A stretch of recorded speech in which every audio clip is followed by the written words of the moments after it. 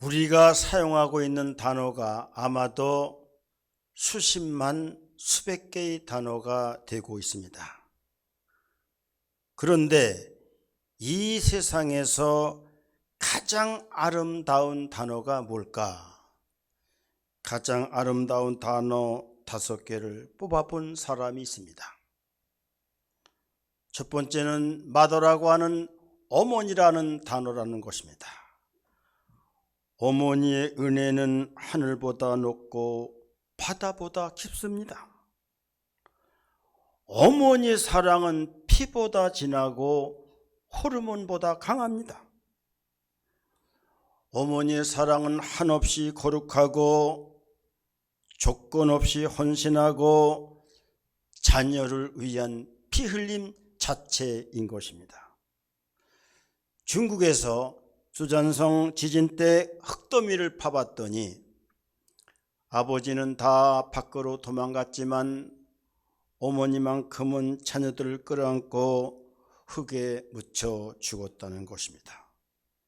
그러므로 어머니의 사랑은 스톨게라고 하는 혈족적인 사랑을 넘어서 아가페라고 하는 하나님 사랑에 버금간다는 사실을 우리는 알아야만 됩니다.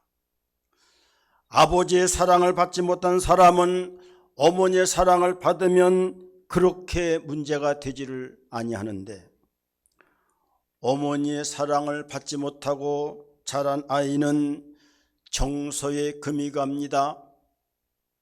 인격에 구멍이 뚫힙니다. 균형과 조화가 언밸런스 됩니다. 세상을 살아가는 데 있어서 많은 문제를 갖고 있는 사람으로 자라게 된다는 겁니다. 그러므로 어머니의 사랑이, 어머니의 단어가 그렇게 고귀하고 존귀하다는 사실을 우리는 알고 어머니를 존경하고 사랑해야 됩니다.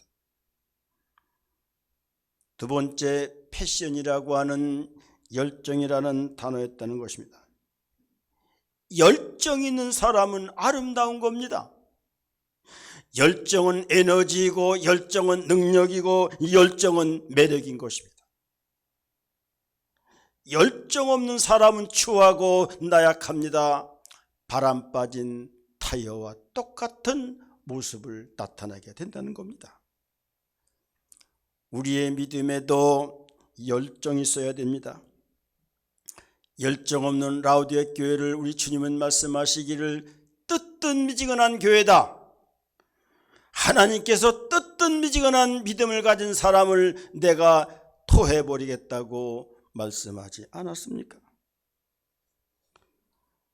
목회자들의 이야기를 들어보면 전라도에서 목회하던 사람들이 충청도에 와서 목회하면 맥이 빠져 목회를 못한다는 이야기를 하고 있습니다.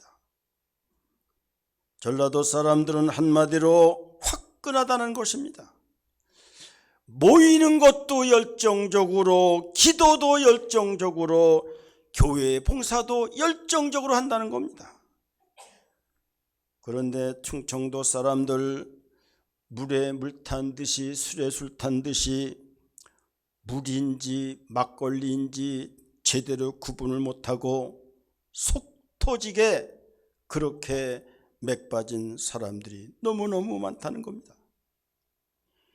교회는 뜨거운 성령의 역사로 폭발로 이루어진 교회이기 때문에 교회는 자고로 말씀이 뜨거워야 하고 기도가 뜨거워야 되고 찬양이 뜨거워야 됩니다.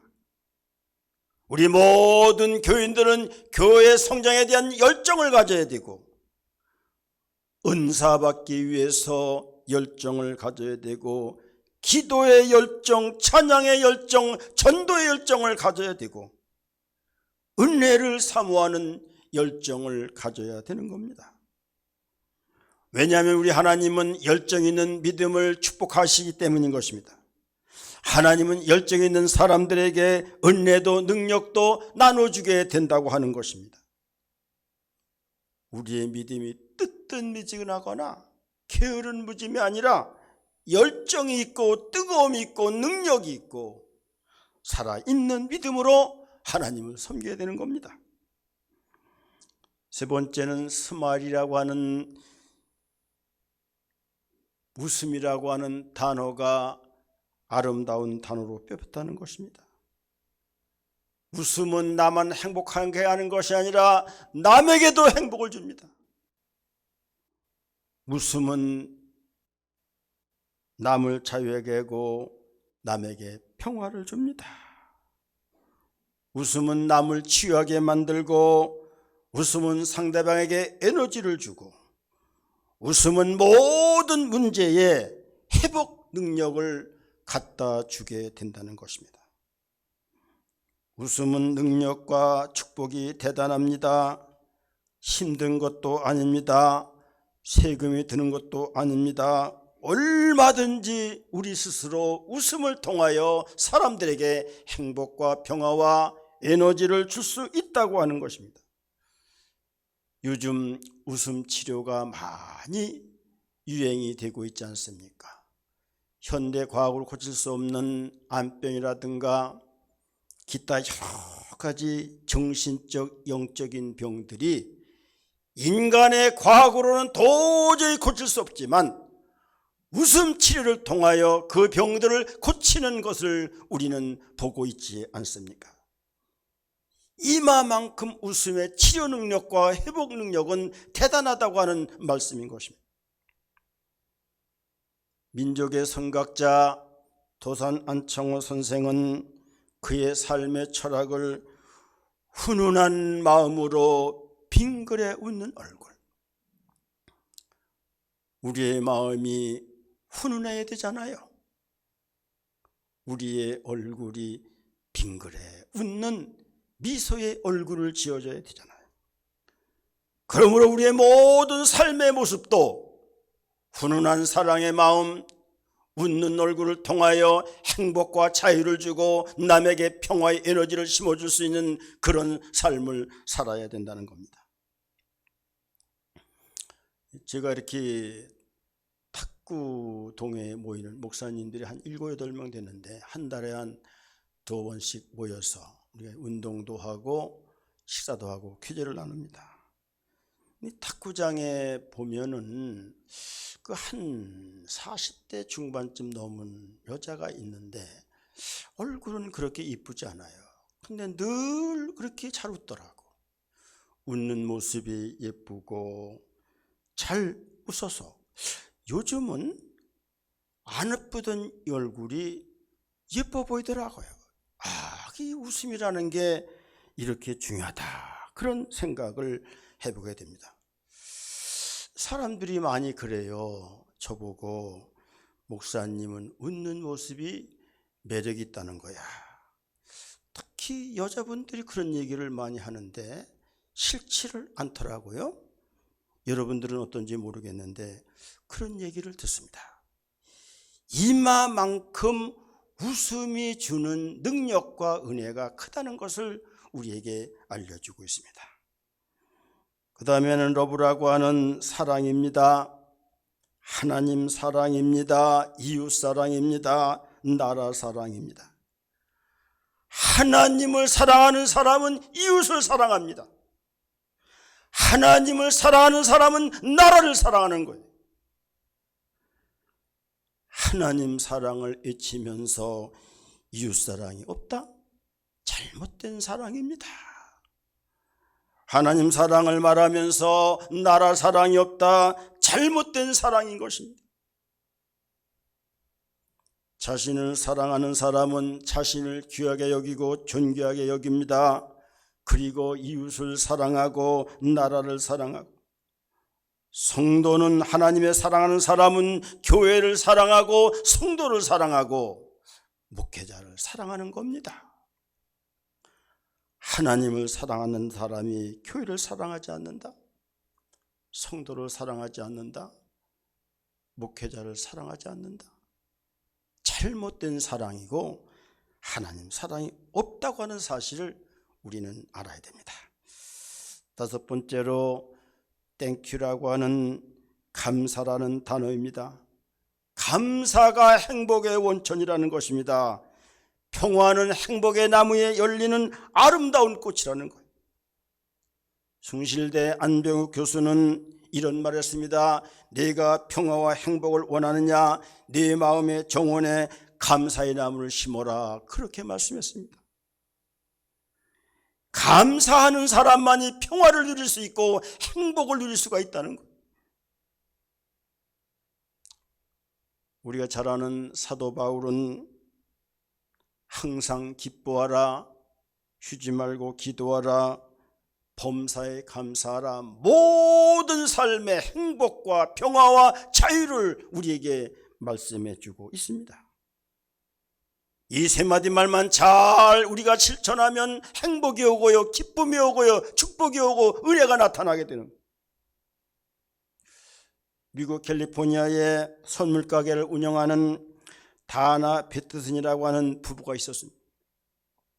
그들은 브라더스 기프트, 형제들의 선물이라는 책을 써서 자기들의 경험담을 쓴 것인데 잡지에 올려서 엄청난 이런 판매 실적을 올렸다는 겁니다.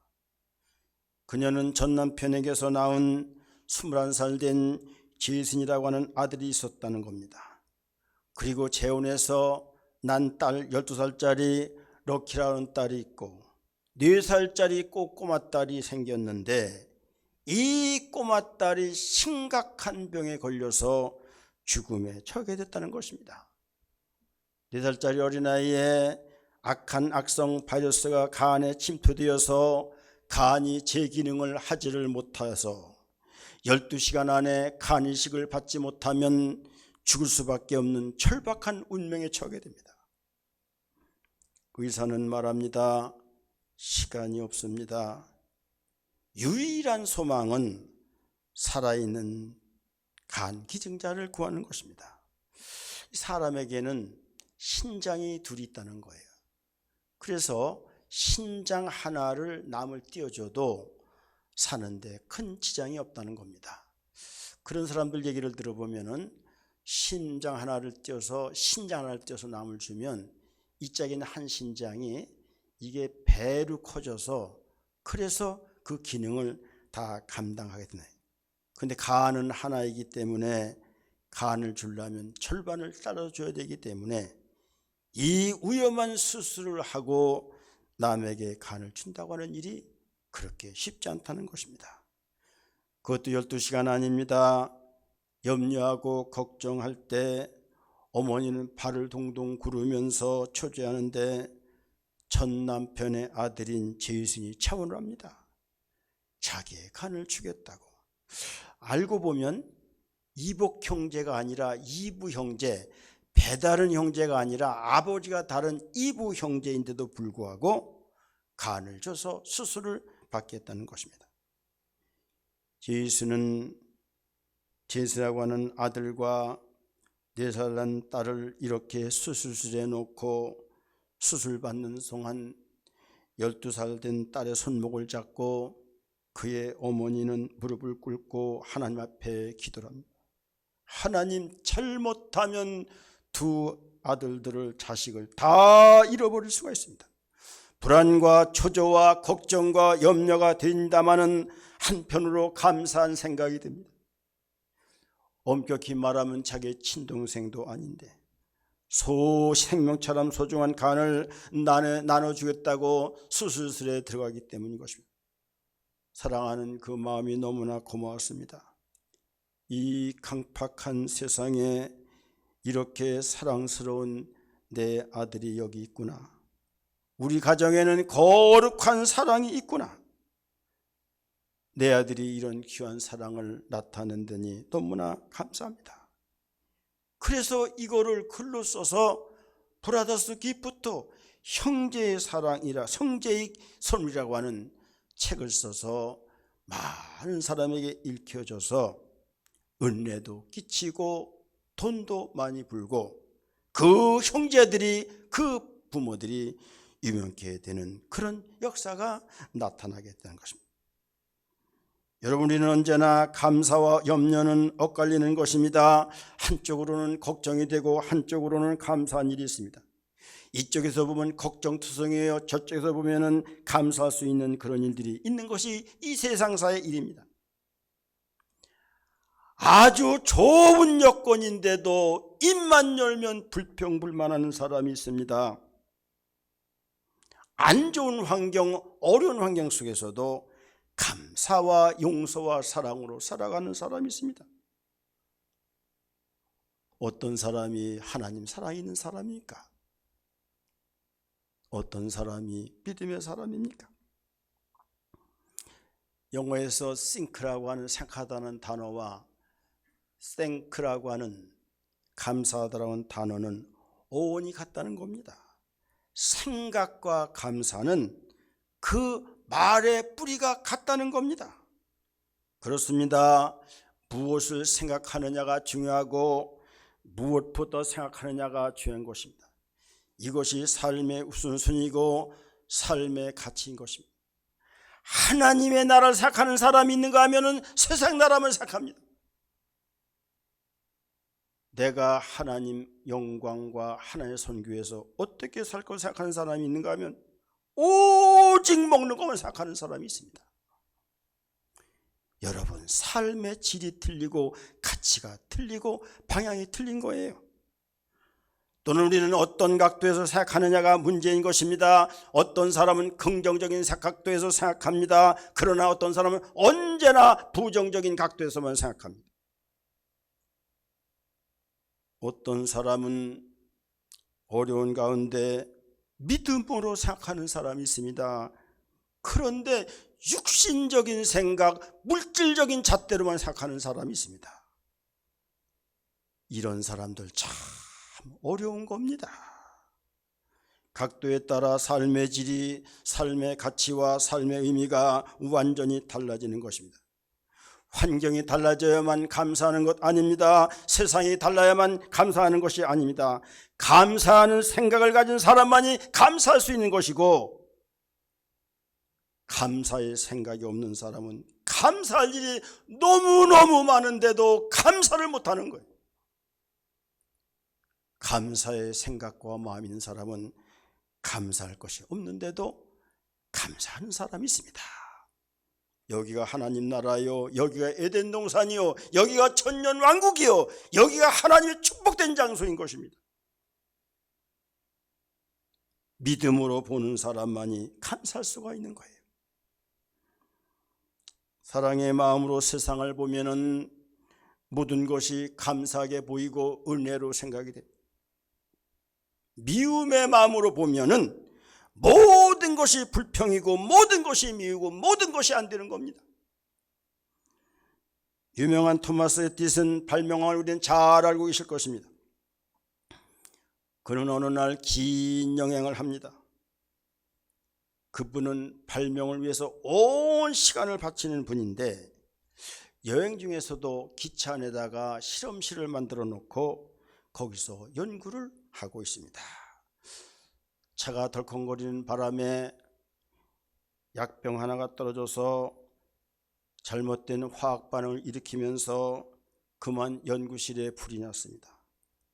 그동안 연구했던 연구 서적이 타버렸고 생명마저 위태롭게 되었는데, 차장이 그냥 밀어젖히고 밖으로 던져버리는 바람에 생명은 간신히 구하게 됩니다. 결국 생명을 보존받았지만 완전히 기가 먹게 됩니다. 어떤 소리도 듣지 못합니다. 한평생 많은 연구를 하면서 발명했습니다.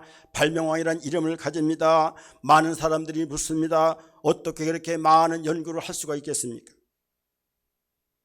나는 귀머거리가 된 것을 감사합니다. 세상 것들을 듣지 못하기 때문에 나는 염려 걱정이 없고 연구에만 집념할 수가 있었습니다. 세상 시끄러운 소리를 듣지 못하기 때문에 나는 온전히 연구에만 몰두할 수가 있었습니다. 그래서 감사합니다. 그렇게 말하다는 거예요. 여러분, 어느 각도에서 보느냐가 중요한 것입니다. 그래서 감사할 수 있는데 감사하지 못하는 사람이 있잖아요. 은혜로 생각할 수 있는데 은혜로 생각하지 못하는 사람이 있잖아요. 우리가 살다 보면 어려울 수 있습니다.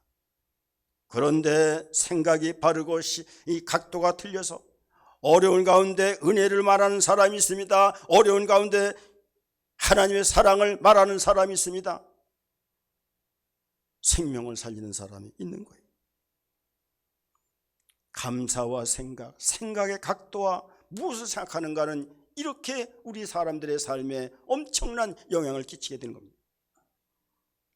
환경이 바뀌어도, 여건이 좋아져도, 세상이 달라져도 생각이 잘못되면, 시각이 삐뚤어져 있으면 언제나 그런 사람들은 부정이요, 언제나 그런 사람들은 상대인은 죄인이고 자기만 의인이 되는 것입니다.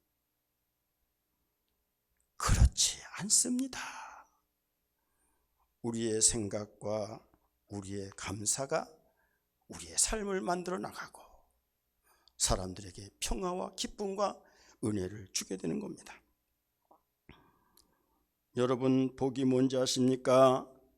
종이 울려야 종이 되듯이 감사한 사람, 감사한 마음이 우러나와야 믿음이요, 은혜요, 성령이요, 축복이요, 하나님의 영광이 나타나게 되는 겁니다. 살 쌓는 것 같고 복이라고 생각해서는 안 됩니다. 가진 것이 모든 복의 열쇠가 되는 것이 아닙니다. 출세했다고 복이 된다는 것이 아닙니다. 감사하는 마음이 없으면 내가 가진 것이 무슨 소용이 있으며 내가 누리는 것이 무슨 소용이 있으며 하나님의 은혜 없는 사람입니다. 오늘 본문에 나타난 이야기를 자세히 보면 다니엘의 사람의 감사의 기도가 나옵니다. 그는 바벨론의 왕 느부갓네살이 예루살렘으로 침공할 때 포로로 끌려간 사람이었습니다. 역사가들의 연구에 의하면 젊은 사람 5만 명이 그 당시 끌려갔는데 어디까지나 포로입니다. 그런데 오늘 말씀에 보면 이 다니엘은 포로로 끌려갔지만 너무나 지혜가 있고 너무나 총명이 뛰어나서 느부갓네살 왕이 그를 등용해서 정치가로 만들고 총리를 만듭니다. 바벨론이 멸망하고 메대 바사가 들었습니다. 그때 다리오 왕도 다니엘을 또 이렇게 정치가로 기용해서 총리로 쓰게 되는데, 다리오 왕은 왕백이 그때 다리오 왕이 120명의 방백으로 다스렸는데 그 위에 3명의 총리가 있었습니다. 그 위에다가 다니엘을 총리로 놓고 다스리게 됩니다. 시기 질투가 나오지 않을 수가 없습니다.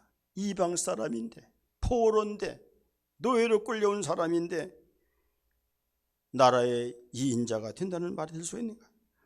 헐뜯고 음모합니다. 가진 방법을 써보지만 오늘 말씀에 보면 허물을 잡을 데가 없고 티를 고를 데가 없고 법적으로 어떤 것도 이렇게 잡아낼 수가 없습니다. 그래서 신앙 문제를 가지지 않고는 그를 이렇게 무너뜨릴 수가 없어서 이렇게 총리들이, 고관들이 회의를 하고 30일 내에 왕 외에 다른 신이나 사람에게 절하는 사람이 있으면 다리오 왕에 대한 역적으로 알고 그를 사자굴에 넣겠습니다 라는 조서를 만들어서 왕 앞에 갖고 왔습니다. 왕은 그 조서에 금령에 도장을 찍었습니다. 그런데 오늘 본문에 보면은 어인이 찍힌 것을 알고도 집에 돌아가서 열린 창문을 열고 하나님을 향하여 이전대로 감사합니다, 하나님의 뜻대로 살아갑니다, 진실되게 정식되게 살아갑니다. 계속 하나님께 기도를 드립니다. 그러면서 오늘 보면 감사였더라 그렇게 말씀하고 있습니다.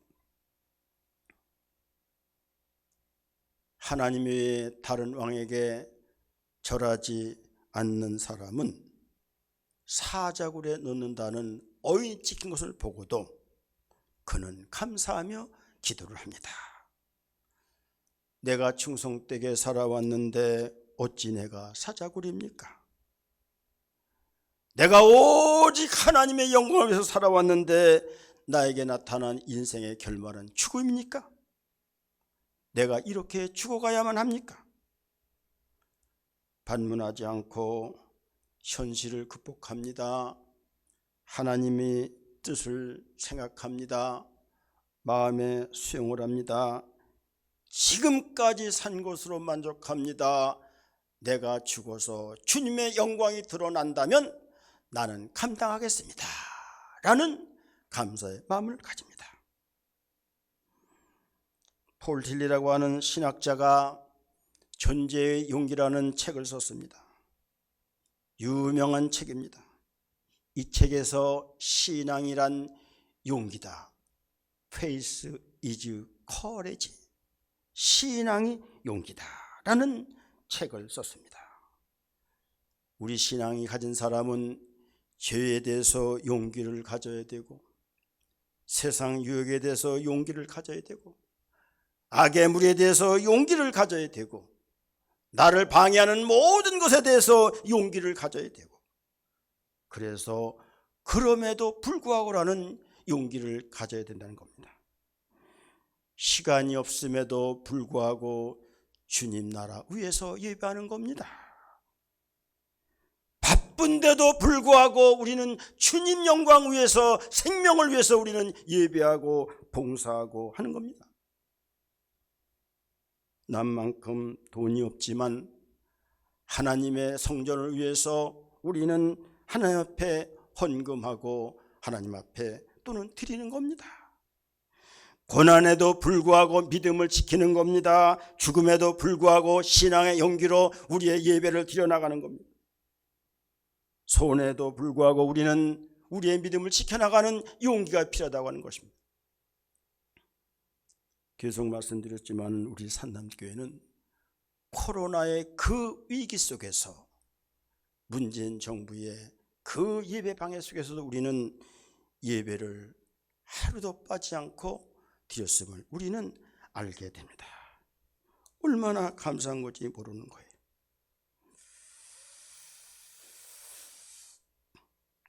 그래서 우리는 늘 감사가 체질화되고 습관이 되고 문화가 되어야 되는 것입니다.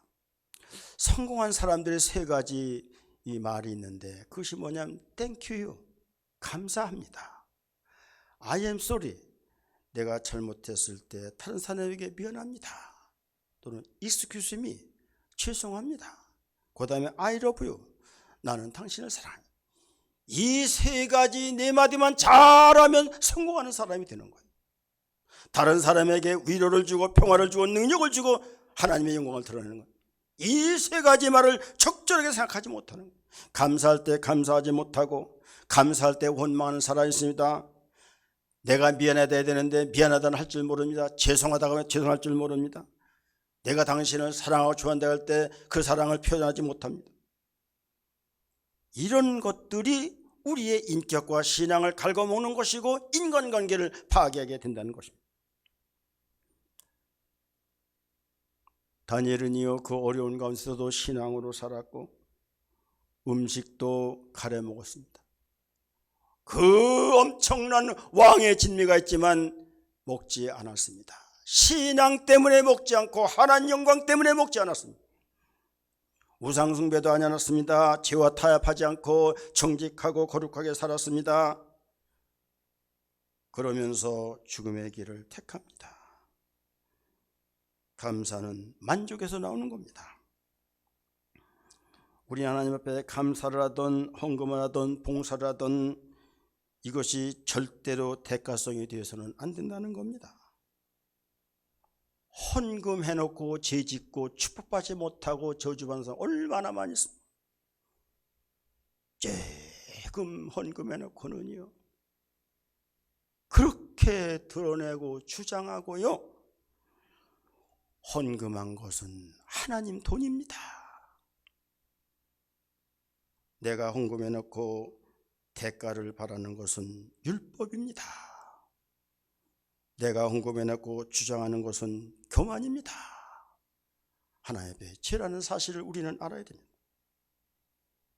그래서 교회를 개척할 때 헌금을 많이 한 사람들, 그 교회에서 거의 90% 떠나게 된다는 거예요. 기득권 주장하고 교만을 부리고 하다가 이게 교회가 떠나게 된다는 거예요. 제가 제 조카의 딸이 제가 주례를 서서, 근데 이놈들이 아주 이뻐. 아주 명절 때마다 오고 시간마다 찾아보고 하네요. 이제 이번에도 왔다 갔는데 그런 얘기를 하더라고요. 아버지가 장로인데 아버지가 교회를 개척할 때 많은 돈을 이렇게 헌금해서 교회를 개척했답니다. 이 교회가 잘 되는데 자기 아버지가 교회를 떠나서 저 제부도에다가 집을 짓고 거기서 산다는 거예요. 왜 그러냐 그랬더니 아버지 말씀이, 내가 여기 교회를 이만큼 세웠는데 사람이기 때문에 여기 있으면 기득권 주장하고 뭐 또 자꾸 내대로 하고 싶고 지금 내 마음에 안 들리면 잔소리하기도 있고, 그래서 내가 떠나야 된다. 그래서 내버려 두고 저 제부도에 가서 집을 짓고 거기서 살면서 신앙생활하고 다른 교회를 섬기고 있다고 그런 얘기를 하는데, 훌륭한 장로이구나, 그런 생각을 해보게 됩니다. 감사를 모르는 사람은 불행한 사람입니다. 감사가 있는 곳이 천국이고 감사가 없는 곳이 지옥인 것입니다. 세상을 보면은 원망스러울 때가 많이 있습니다. 정말로 이웃을 보면, 때로는 성도를 보면 짜증나고 고통스러울 때가 있어요. 그러나 하나님을 바라보면서 위로를 삼고 감사를 합니다. 종말 때 일어나는 하나의 현상이겠지 라는 생각으로 살아가게 되는 거예요. 우리는 다니엘처럼 감사가 생활화되고 일상화되고 또는 성품화될 때 우리는 시험도 넉넉히 이길 뿐 아니라 몸된 교회를 잘 섬겨야 되는 것입니다. 우리가 2023년 추수감사절을 12월 첫째 주일날 지킵니다. 추수감사절을 잘 지켜야만 됩니다. 믿음으로 지켜야 되는 거예요. 추수감사절은 절기지만 영적으로는 알곡과 가라지를 가른 그런 날이 추수감사절입니다. 주님 대림을 상징하는 날이 그것이 추수감사절입니다. 그냥 우리가 삐쭉 한번 헌금 목투 내고 티하는 것이 아니라, 내가 알곡신자인가? 내가 감사하며 살아왔는가? 지금 주님이 오신다면 나는 하늘나라로 들어갈 수 있는 그런 믿음의 사람인가? 이것이 추수감사절을 맞는 우리들의 모습입니다. 그러므로 우리 지금 준비를 잘하고 있는데 프로그램도 좋아야 되지만 그것보다는 여러분들이 생각하고 감사하며 믿음으로 추수감사절을 맞아서 쭉정의 신자가 아니라 다 알곡 같은 신자가 되어서 천년왕국, 주님 오실 때 천년왕국으로 들어가는 그런 믿음이 되는 절기가 추수감사라는 사실을 꼭 기억하시고 믿음으로 잘 준비해서 하나님께 영광을 돌릴 수 있는 추수감사절 되기를 주님의 이름으로 축복을 드립니다. 아멘. 사랑의 하나님 아버지, 10월 결실의 계절 또는 우리에게 추수감사절이 다가오고 있습니다. 매년 지나는 하나님 월년 행사가 되지 않게 하시고 죽정이 신자가 아니라 알곡 신자가 되도록 열매를 맺고 주님 이 땅에 오실 때에 하늘나라에 들려갈 수 있는 믿음이 될 수 있는가를 잘 우리가 분별하면서 하나님 앞에 생각하며 감사하며 이 가을절기를 맞을 수 있는 귀한 성도 되도록 은혜 허락해 주시기를 원하며 다시 오실 우리 주 예수님 이름으로 기도드리옵나이다. 아멘.